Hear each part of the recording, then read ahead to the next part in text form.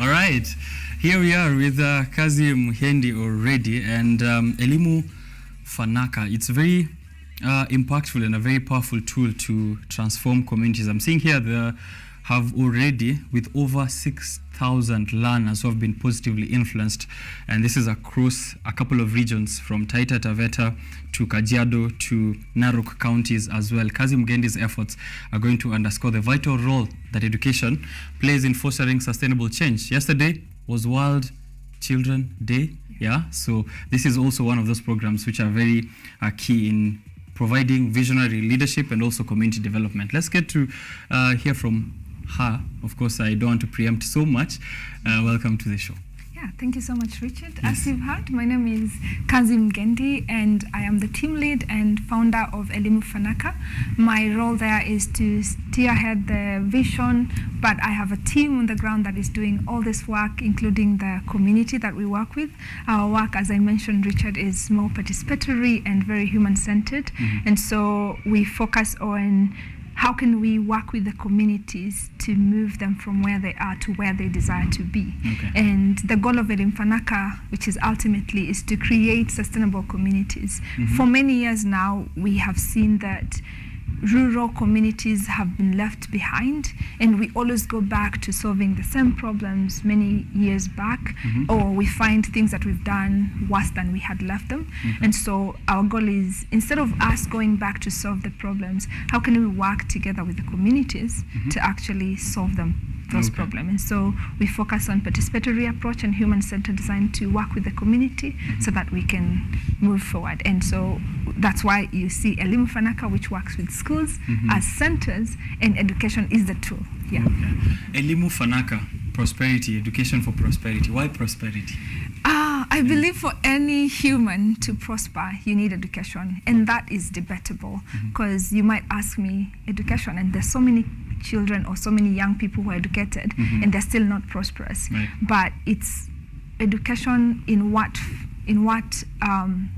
phase? Like, what is education for you? Because education can mean so many things to many people. So for us is wholeness education, spiritual, mental, physical, and intellectual education, because you might go to school and learn all these books and still remain where you are, but then you can meet someone and be educated and get something from them that will really transform your life. And so what Elimu Fanaka does is we do alternative learning approach. So already the government has curriculum and things that they're doing in class with children, but what Elimu Fanaka comes to do is, what is the alternative approaches that we can work with kids and community to move them from where they are to where they are desiring to be.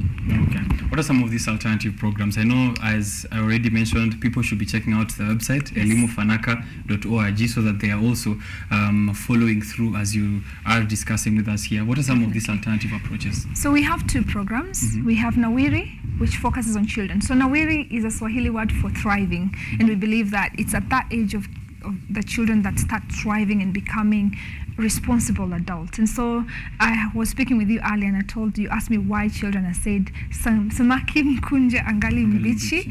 So you want to focus on these kids when they're still young and instill in them these principles that they can grow with. And I'll give an example. Yesterday we were working with kids through a session of financial stewardship, something that perhaps you learn when you're in university, or you learn on your own on YouTube University, right? So we're teaching kids how to, last session was around the history of money and why do people use money now, and what should we do with money. And then this yesterday we're doing about, so you have money, what should you do with it? We started talking about the principle of 50, 30, 20, something that even the teachers who are sitting in the class or the adults were like, I should have learned this earlier. Like, I need to sit in this class and learn. And so catch them when they're still young, because while they're still young, they'll be able to learn how to manage and steward their lives to become responsible adults. And so that's why we do Nawiri. So in Nawiri we do we do two things. We do alternative ways of learning, which is we use arts and culture and mentorship to support kids. And then we also do literacy and numeracy, because one thing that we know, even though Kenya we have gone to university and all, if you go to rural primary schools, some of them, kids who are even in class 8 last year, or this year rather, they did not know how to read and write. And so that's a struggle. And so we want to work with them. We have libraries and books we give them, and so we work with them through reading seminars, creative writing, and also debate and spelling bee, helping them to build that confidence in speaking and also writing, so that they're able to understand the questions, because they come in English. Fortunately or unfortunately, we should learn in our vernacular, but hey, here we are. The world is built by this one language, unfortunately, but we have to really navigate through that. So how do we help these children through numeracy and literacy so that they can catch up with the rest of the world? Yes, that and is then Nawiri. That's Nawiri. And then the second program is Imarisha. We believe that we cannot work with children if we don't bring the adult in the center. So our base or our foundation is how can we strengthen the parent and the teacher so that they can help this child to holistically get this education that we really want them to get. So, because Richard, you are my student, right? You come to school, you learn, and then you are learning these alternative methods of learning, like savings and others. You go home and you tell your mom, I need 5 bob to put in my saving box. They're like, if 5 bob tunafaa kununua nayo sabuni, you know. And so you need first to help all the facets so that they can work together. And so that's why Imarisha is there to strengthen the capacity of parents and teachers so that they can holistically help the learner. Right. So you're using learners, and you're also using the community as well, even so the adults within the community. we're working with all of them. So yeah, because our ultimate goal is to create sustainable communities. And generation is, as sisi tumefika huku, we're like at 30s and we're moving forward, right? So this is the generation that is coming, and we really need to make sure that we have instilled these principles so that they're able to become better citizens. Right. So Club Ujuzi is within Nawiri, it's not a separate program? No, it's a club within Nawiri. So Club Ujuzi is now where they go and have fun. They go outside, they have school farms, they plant fruit trees and vegetables, and in the meantime they're growing so that they can sell to the school, and also if they have surplus they can sell to the community. I'll give you an example. There's a school in Taita Taveta called Mwakingali Primary School, and if you're from Mwakingali, shout out. I'm also an alumni from there. They were doing beadwork, so that's also part of Club Ujuzi. So Club Ujuzi, kids are allowed to choose what they want to do. So their kids were doing apiculture, which is beekeeping. The kids were doing permaculture, which is the organic farming, and then the kids were doing beading and weaving. And we're hoping at some point in Kajiado, maybe if they want to do animal husbandry, they can do that. And so last year they were doing beading, and they sold close to 50,000. And so what they're doing with this money is now they will take the money and revolve it back into either the beading, or if they don't want to do that, they can lend the money to another school which is doing Club Ujuzi, and then they can use the money and then return it back with an interest. So now we grow a revolving fund around the Club Ujuzis in different schools. Yeah. All right. That is also, a notable achievement that we could point out from your program. I just wanted us to know how you measure your impact in terms of, I know maybe it's some of those activities and in the success of them. But since we're looking at a sustainable community, how can we take a look back from next year and say now we are making progress? That's a really good question. I love that question because I just came from a conversation on Sunday about impact and reach, and the argument was like most of the organizations are looking at the numbers of people we've reached, 6,000, 10,000, a million. But what Elimu Fanaka is doing is we're looking at impact as, is this community able to do this thing on their own? Should Elimu Fanaka draw back and say we're no longer in existence? Will this community still move along? And can they be even the tool that other people can come and learn from? And I'll give you an example now using Club Ujuzi. Say we have school X.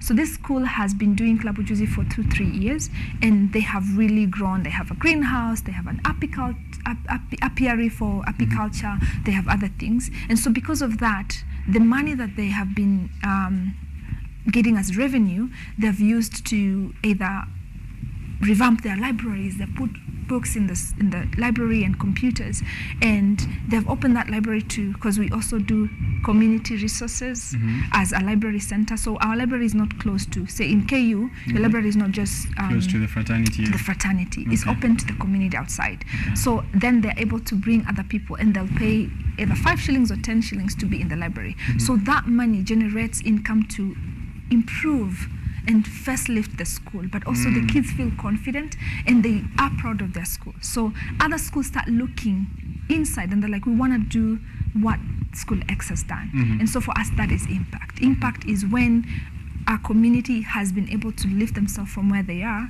and now they're actually transferring those skills to other people around. What I'm getting here, and maybe you can correct me if I'm wrong, when it comes to that question which I had asked earlier on, is education really the greatest equalizer?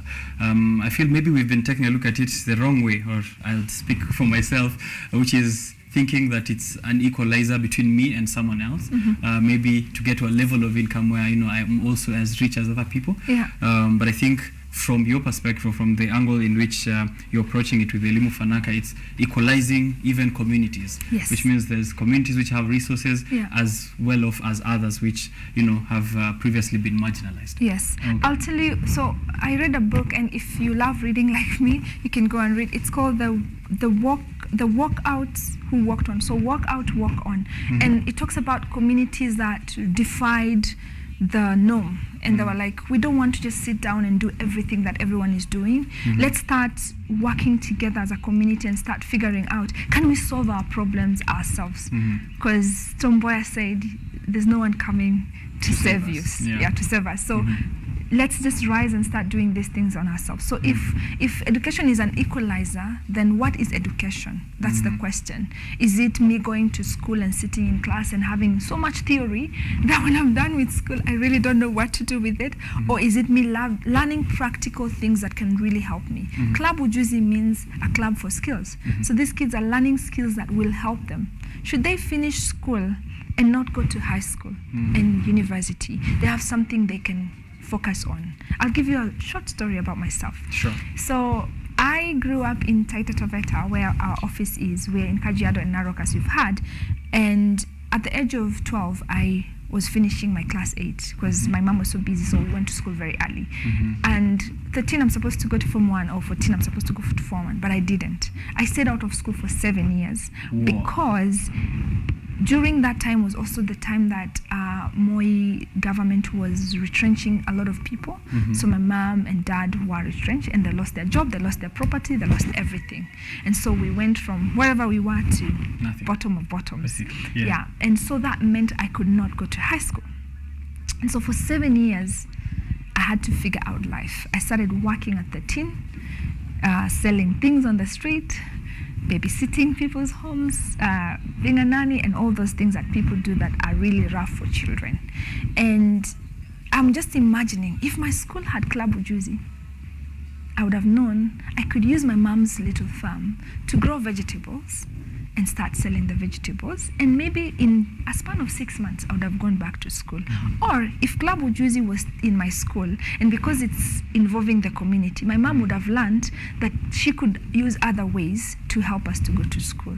So I'm thinking, Kazi, who is in school right now, should she not, and God forbid that she doesn't go to high school, I'm so grateful for the government because things have been subsidized. Education is now almost free even for the high school, like the day school, you only pay a few things. So kids should be able to go to school. But should that happen, this child has enough skill, educated enough to navigate life challenges. Right. Yeah. Okay. Anyway, I went to high school. Eventually you did? Yes. Okay. I went to high school and I finished my degree at Daystar and my master's at USIU. So you went to school, you went to high school 7 years later? Yes, I was 19 when I was in Form 1. Oh man. Yeah, I don't know. A few people can relate to this story, and a few who are watching, actually, I'm just not going to mention their names. You see, you're not the only person who went to high school way later. And it speaks to, when we talk about some of these initiatives which are community-centered, because I don't know if this is a curveball to you, and you can let me know. It's all right. But cultural and socio-economic contexts also come into play, yeah? So how do you factor that in the context of the different communities in which, and these are different counties you're trying also to expand into. Do you have that in mind, and how do you approach? We do, and I love Kenya because it's so beautiful. It's multi-tribal, multicultural, and that's the beauty of our country. Yeah. So the thing about the work that we do, we don't go knocking people's doors and just saying, hey, we're here, we have this amazing thing that we want to do with you. But what we do is we work with people that have invited us. Okay. So like Taita Taveta County. So let me just retract back. So when I was thinking of Elimu Fanaka back in 2010, before even I went to high school, my dream was, I used to see in the television every time in Turkana, there's floods, kids are dying, there's hunger. So I used to tell myself, when I grow up, I'm going to be a trade ambassador, and then I'll have so much money, and then I'll build this big complex in Turkana that will be a school, and then the rich will go and take their kids there, but then 30% of that will be used in the community. Yeah, the community. So I was thinking Turkana, because everyone sees other people's problem. But then when we registered, someone asked me, why don't you start from your doorstep? People in Taita Taveta, they still do not have the education, so why don't you start from your doorstep? So then I retracted my thinking, and I was like, let me go to Taita Taveta. And then because because of my journey, like I said, I started working at 17, I left home when I was very young. At 13, I left home when I was a teenager. And so I came to Nairobi when I was 17, and so now going back to Taita, I'm speaking English, I don't know Kitaita, and I now have to figure my Kiswahili has an accent, and so it was so funny how to like connect with people. But then I had to go back to my primary school, my alumnus. And so I said, I was a student here, I don't know how many years back, and I really love to give back. And so I had to start from there. And then when we started growing to go to Kajiado, we had to work with county ambassadors, people who know us, and they know our work, and they believe that our work is amazing, and then they open doors to us. And they, because they speak the language of these people, we work with them. And then we have to be humble enough to learn from this culture, to learn from these people, so that we can work together to solve the problem, because we're not giving them solutions. Solutions come from the community. People who have the problems also have the solutions. So we have that mentality of, we do not know how to solve your problems, you solve them yourself, but we're here to work together to do it. And that's why it is a participatory approach and not us coming to give you what we know. Right. I have a question from a teacher here. It's called Mr. John, and he's asking, how do you integrate within the school curriculum? Does it run parallel, or is it within the curriculum? Thank you so much, Mr. John, and that's a really good question. So, Elimu Fanaka is an after-school program. So we do not interfere with the school program at all. We are very respectful of the learning, and one of the things usually we try as much as we can to do is to not go to school when there's learning continuing. So we do our after-school program after the evening break, when kids are almost breaking to go home. So most of the sessions are like 45 minutes during school time, and then when the school closes is when we have like longer sessions, either in the community. And so how are they integrated in the normal learning? So if we're doing like reading seminar is, we pick a book, so that's under Nawiri, right? Literacy. So we pick a storybook, we read with kids, and then we do hard words, we do creative writing, so we give them assignments. So we believe by doing that, we're helping the teachers, because in CBC there's reading, so we're helping the teachers to, in that progress of helping their kids to know how to read and write.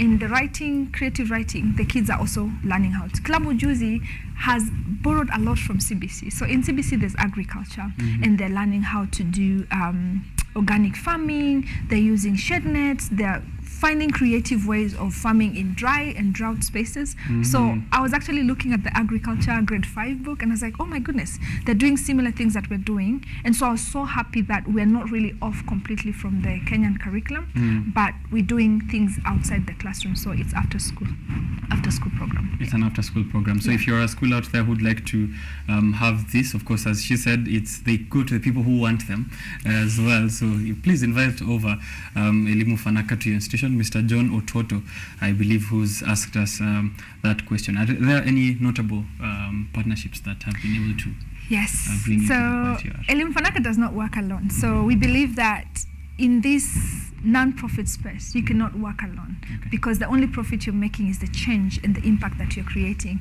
And so for us to be able to move forward, we have to work with the government, the Ministry of Education, but also we work with other organizations that are working in the education space. And I would like to mention specifically what is happening this weekend. With Metis Collective, we have something we call Reimagine Ed, where we're reimagining education, and we have Reimagine Ed Summit that is happening on Thursday and Friday, and we're going to talk everything around CBC. Is CBC working for all? Your question of equalizer. Is it really working for all? And so if you're interested, please go to Metis Collective website and register to attend. It's going to happen at the Nairobi National Museum on Thursday and Friday. And also you'll find us there showcasing. So you'll come and learn what does Elimu Fanaka do in real place. We have a fun game that we do. It's a numeracy and literacy game. It's called Gonga the Game. And using Gonga the Game, kids are playing something like bowling, but at the same time they're learning how to be confident. They're learning how to relate with each other in a very respectful way. They're learning how to count, they're learning how to read, they're learning how to write. So, yes. Okay, please do show up there and check out metiscollective.org. I'm here to just give you information. She's the expert. I'm just relaying what is left there. Too. So metiscollective.org, that's where you get to check out and register for Reimagine Ed. So Reimagine Education. Yes. One word that has been recently brought up, especially if we're speaking about CPC, it's capacity building. Do you do capacity building for Elimu Fanaka, or That's do a you good question. have instructors that you send out? We call it capacity strengthening because Okay. we believe that you already built. Okay. So what is it that we can strengthen in you? So we do strengthening of teachers and parents, but also we do strengthening of our own team. So when you ask about partnership, we have so many partnerships that come to support our team, whether it's in leadership development or just organizational learning. We have other organizations that come to strengthen our teachers. So apart from Metis, we work with other organizations out there, and you can check our website. We have put all our partners up there. We also capacity strengthen the community. So say, for example, the community have a knowledge and skill, but they do not have resources. So how then do you capacity strengthen them? By working with them, training them on how to maintain and manage the resources that they have to create more out of that. Yes. So. Okay. There are very many challenges within the education sector in the nation. And, now you're a stakeholder. There may be recommendations that you have that could improve the current education curriculum. Maybe there are pointers here and there that you've been able to encounter and smoothen on your way. So I want to say that I'm a fan of CBC. I love CBC. Yeah. And CBC reminds me my time when I was school. I'm not that old, but I did the 844 where before they phased out the the masonry, the tailoring, the home science, the music, there was a lot of skills that people were learning. And so I want to think that my cousins who are older than me, they, even when they went to college or high school, they still had skills that they came out of primary school with. And so I'm a supporter of CBC, and I love CBC, and I think if delivered well, and if teachers are capacity strengthened, and parents are also informed on how to support their children, this curriculum is the best for Kenya and for our children today. Right. Yeah. Right. One of the problems we are facing in our community, if we are speaking community in general, we are speaking as Kenyans, as a community, is leadership, right? And if we talk of sustainable communities, there's an importance to have also leadership development in the context of education. Yeah. Do you have this also as well within Elimu Fanaka, and what kind of impact are you expecting to have? We do. So under Nawiri, we have leadership. So our mentorship is all centered around leadership. How do you support children to become, I hate the word character development because it has been misused. So now we actually call leadership development. So our children learn to become leaders, to become responsible citizens. But if you look at Imarisha, the two activities under Imarisha is parents, economic and leadership development. And we also have teachers, professional and leadership development. Because I believe leadership is the thing that has really either moved a country forward or stagnated us to where we are. And so we use an approach called adaptive leadership, because adaptive leadership means that you're adapting to the current situation and working with the challenges that people are facing and figuring out how to navigate through that. And I learned that from an amazing school of leadership called Adaptive Change Advisors. You can check them online. I was one of the facilitators there for a while, and they always have like the workshops every quarter. So if you're interested, you can go on Adaptive Change Advisor and check and learn about adaptive leadership, because that's a best way of looking at leadership in general, because you're looking at leadership from the community or the people themselves and figuring out how can I work with this group from here to point B, where is their imagined reality or desired reality. Yeah. All right. I have here Sophia Mwikali. She says she's very passionate with education. Can she join Elimu Fanaka as an instructor? Thank you so much, Sophia. We are always looking for volunteers. So if you go to our website, you can see our email is info@Elimu Fanaka. And if you like to volunteer, you can share your expertise and tell us what you want to do. And maybe we don't have a job at the moment, but we do have something for you, which is volunteering to support us either in the work that we do. See what is of interest for you, and then let us know where you can give your hand, because we're always looking for people. We're only 5 on the ground, and so we really need that capacity strengthening in terms of volunteers. Okay. All right. One thing I really love as we close up is these images I'm seeing on the site of the kids in the farms, you know, all looking like farmers. Yeah. This is good for them. You know, you're 21 and you have 16 years of work experience already at that point. It's going to be really good for sustainable communities. Yes. As we wrap up now, Kazi, could you share maybe just one takeaway? I know there's been many, but just one takeaway, or in 2 sentences or so, on the transformative power of education and the mission that Elimu Fanaka has. Okay. So I believe that for us to be transformed as a community, we have to work as a collective. We have to move together. So my final words would be like, don't look at education as a single thing standing alone. It's education that brings all this together. So the doctor needed education, the teacher needed education, everyone that you see on the street really needed education. So how can we work together collectively to support the education system and not point finger and say it's not working, this needs to be done that way. If you know how to do it better, then please bring your knowledge and let's work together so that we can move this forward and transform our communities. And that is why Elimu Fanaka. Right. Yes. Kazi, passion, dedication, that's all I can hear from you. Thank you very much for the change you're trying to create. Thank you so much, Richard, for having me. All right. And I'm so grateful for being here. And I hope you all will look us up on our social medias too, and follow our work so that you can replicate it in your community. You don't have to have us come to your community. If you see what you're doing is great, come and learn and do it. Because my hope is that we can be all Elimu Fanakas all over Kenya. All right. Yes. Education is the change that we have. Stay educated, stay inspired as well. May your days be filled with laughter, just like Kazi's name in Swahili, which means work. Yeah. But she's shown us here how meaningful work can be also a joyous adventure, isn't it? Yes.